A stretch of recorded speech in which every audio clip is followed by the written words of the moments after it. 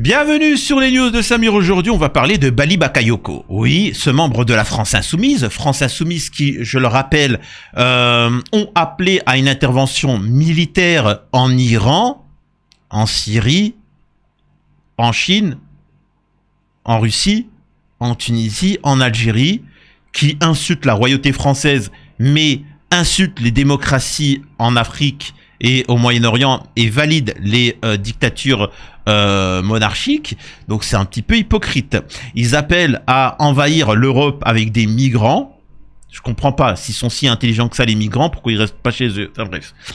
On apprend que Bali Bakayoko, qui, je le rappelle, a attaqué l'Algérie, le mec a été élu maire de Saint-Denis et il n'a rien fait mis à part attaquer l'Algérie. Bon, bah écoutez, c'est particulier, hein, en expliquant que l'Algérie devait faire une guerre civile pour mettre en chaos pour le Grand Mali. Parce que le Mali veut envahir l'Algérie. Décidément, ils ont tous un grand Mali, un grand Maroc, grand Israël, grand. Mais barbare-toi dans ton pays alors, si c'est si grand que ça. Pourquoi tu parles du Mali ? T'es un élu français. Et donc, il a appelé également sur la Tunisie, où il a attaqué la Tunisie à maintes et maintes reprises. Donc, il est intéressant de voir qui est Bali Bakayoko. Alors, vous êtes prêts ? Regardez ça. À peine installé dans le fauteuil de maire de Saint-Denis, Bali Bakayoko voit son passé professionnel ressurgir. Dans son édition du mercredi 5 août, le Canard enchaîné revient sur les conditions dans lesquelles l'élu insoumis aurait intégré la RATP et sur le cumul durant plusieurs années de son emploi de cadre avec des importantes fonctions politiques locales. Bali Bakayoko est recruté par la régie en l'an 2000. À l'époque, il est déjà engagé dans la vie politique dionysienne auprès des communistes.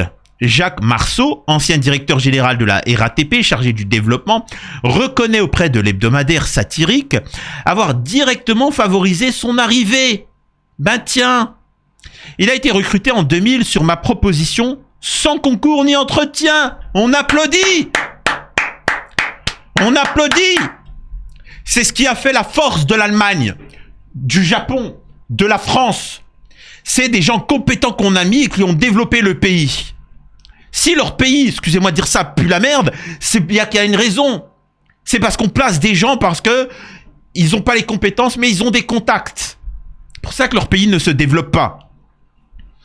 Et donc, on apprend qu'en fait, il a été placé à un poste de cadre sans aucun concours ni entretien.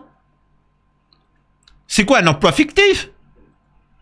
Ah bon, bref. L'ancien maire communiste de Saint-Denis, Patrick Braouzek, évoque pour sa part une période au cours de laquelle la RATP recrutait beaucoup dans la diversité et dans les quartiers. Une présentation que conteste Kader Chiban, élu écologiste et chef de l'opposition municipale à Saint-Denis. Selon lui, il s'agissait clairement d'une embauche politique, fruit d'un deal avec le Parti communiste. Plus de 6 000 € mensuels à la RATP. Eh ben, dis donc, interrogé avec notre argent. La RATP, c'est français, hein. C'est l'État, c'est nous, hein. Interrogé par le Canard enchaîné sur la comptabilité entre ces différentes fonctions, le nouveau maire explique que le maintien d'une activité professionnelle lui aurait permis de rester connecté à la réalité quotidienne. Ben oui, ah oui, bien sûr, bien évidemment. Être élu local demande une disponibilité de tous les instants. Mais continuer de travailler m'a permis de garder les pieds sur terre, assure Bali Bakayoko, qui affirme qu'aucun élu ne devrait vivre dans un entre-soi politique. Jacques Marceau défend également une pratique ancienne au sein de l'entreprise publique. Vos impôts les mecs, hein. La RATP aurait toujours entretenu une relation de bonne intelligence avec les élus en leur accordant notamment des horaires adaptés. En échange, ces salariés auraient été, selon lui, de précieux relais auprès des collectivités locales. L'hebdomadaire révèle également qu'en 2015, après la perte de son mandat départemental, Bali Bakayoko aurait bénéficié d'une augmentation de 102% de ses indemnités d'adjoint votées par le conseil municipal communiste. Eh ben tiens, alors la gauche, hein? Tu vois, sacré communiste, on applaudit. La propriété c'est mal, l'argent c'est haram. Voilà. Mais attention, l'argent c'est interdit, mais chez vous, hein. Par contre, chez moi, vous pouvez. Hein. On a l'impression du sketch des inconnus avec Skippy. L'argent est un mal. Est un mal matériel dont il faut se débarrasser et dont le grand Skippy est prêt à recueillir. Bah tiens, on a l'impression d'une secte. Alors les communistes, on s'augmente, on aime le fric, on aime la thune. Hein? C'est ça? Bah moi aussi je veux bien être communiste. Si je me tape 12 000 balles et que je suis payé par le Mali ou le Maroc pour déstabiliser la France et me taper des gonzesses, je veux bien être communiste. Alors là, bien sûr, j'ai envie de voter gauche, tu vois. Là, j'ai envie de voter France Insoumise. Cette rémunération politique venait de compléter son salaire de cadre à la RATP, lequel dépassera par la suite 6 000 € par mois, en incluant le 13e mois et les primes, un montant confirmé par l'intéressé. Ben dis donc mon salaud. Après la victoire du socialiste Mathieu Hanotin à Saint-Denis en 2020, la situation professionnelle de Bali Bakayoko aurait suscité des interrogations au sein de la nouvelle équipe municipale. Le Canard enchaîné affirme avoir consulté des échanges de SMS datant de janvier 2025 entre David Lebon, directeur de cabinet de Mathieu Hanotin, et Sylvain Durand, alors directeur de cabinet de Jean Castex à la RATP. La direction de la régie y présente Bali Bakayoko comme un salarié engagé et investi. Dans ces échanges, Sylvain Durand semble également redouter que d'éventuelles accusations publiques n'éclaboussent davantage la RATP que son salarié. Il évoque la possibilité pour l'entreprise de réagir vigoureusement sur le terrain de la communication ou par action judiciaire. Aucun élément publié par l'hebdomadaire ne démontre véritablement que Bali Bakayoko aurait perçu une rémunération sans accomplir son travail. Reste la révélation d'une proximité embarrassante pour le nouveau maire au moment où celui-ci entend incarner le renouvellement politique. Incroyable. Pourquoi le parquet n'enquête-t-il pas? Alors ça, c'est l'avocat Philippe Prigent. Pourquoi le parquet n'enquête-t-il pas sur ce détournement de fonds publics ou cette escroquerie et ce recel? Pourquoi la RATP, pourtant volée, n'a-t-elle pas porté plainte avec constitution de partie civile? Pourquoi Jean Castex n'a-t-il pas porté plainte quand il présidait la RATP jusqu'à récemment? Voilà. Et ça détourne l'attention en parlant de l'Algérie et de la Tunisie. Voilà. Je vous ai toujours dit, en France, tu peux faire ce que tu veux tant que tu insultes l'Algérie. Tu voles, tu pilles, tu bipes des gosses, tu insultes l'Algérie, ça passe crème. Voilà. Voilà.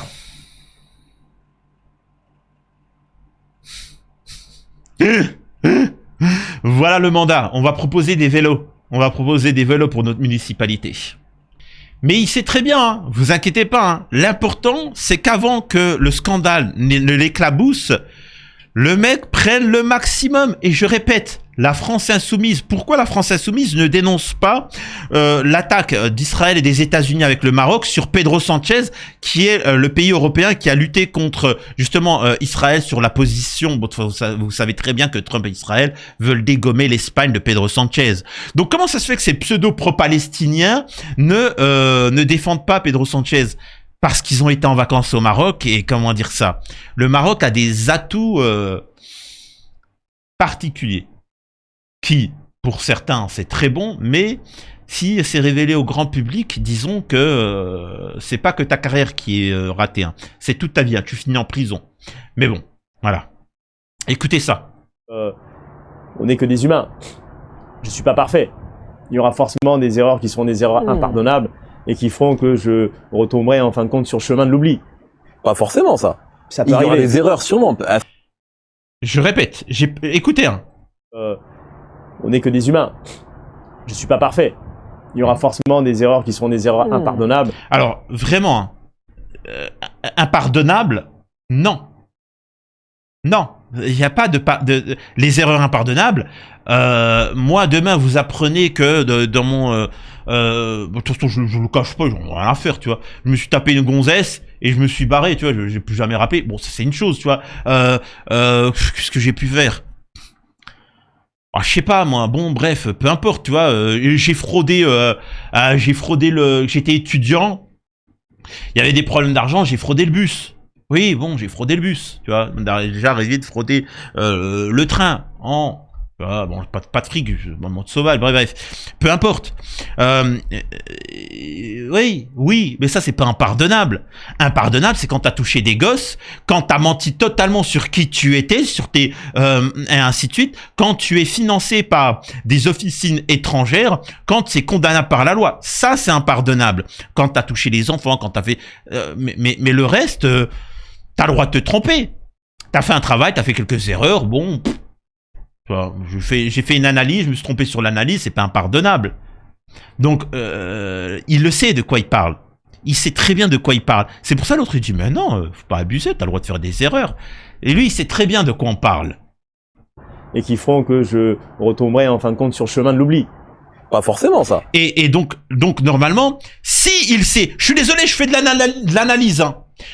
Excusez-moi de vous dire ça. Si tu sais que t'es quelqu'un de mauvais, que tu as fait des choses dans ton passé qui font que tu mérites l'oubli. Tu as fait des choses impardonnables. Pourquoi tu veux continuer alors? Pourquoi tu te barres pas? Pourquoi? Parce que, je répète, de la France insoumise à l'extrême droite, c'est la politique de prenons l'argent le maximum. Prenons le maximum d'argent, insultons l'Algérie pendant ce temps, et une fois qu'on est grillé, c'est pas grave, on s'est mis bien. Ça peut Il y aura arriver. des erreurs sûrement, elles seront pas forcément impardonnables. Mais... Oui, ce que je veux dire, c'est que moi, c'est vrai que les gens m'ont pour beaucoup découvert en 2026. Oui. Mais Bali Bagayoko, il existait depuis. Oui. Donc on voit bien que c'est l'histoire ne retient que les vainqueurs. Donc c'est comme ça.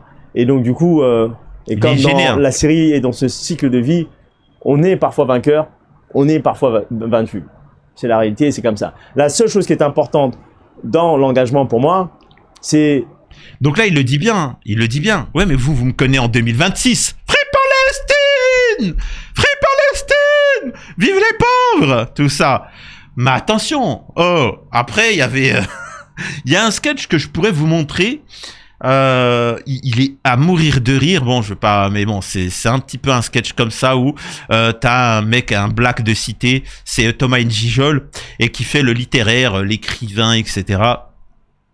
Puis en réalité, quand on regarde dans son passé, le mec, il tenait des propos haineux et ainsi de suite. Donc Bali Bakayoko te dit bien que, en réalité, vous seriez très surpris de qui il est réellement.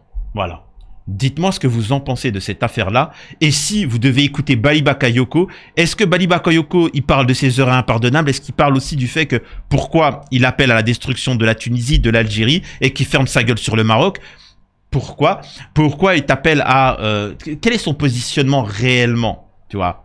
Voilà. Est-ce qu'il est prêt? Bref, écoutez. C'est votre argent. C'est votre argent. Continuez à vous le faire piquer. Voilà. Concentrez-vous sur Boualem Sansal, bande d'abrutis.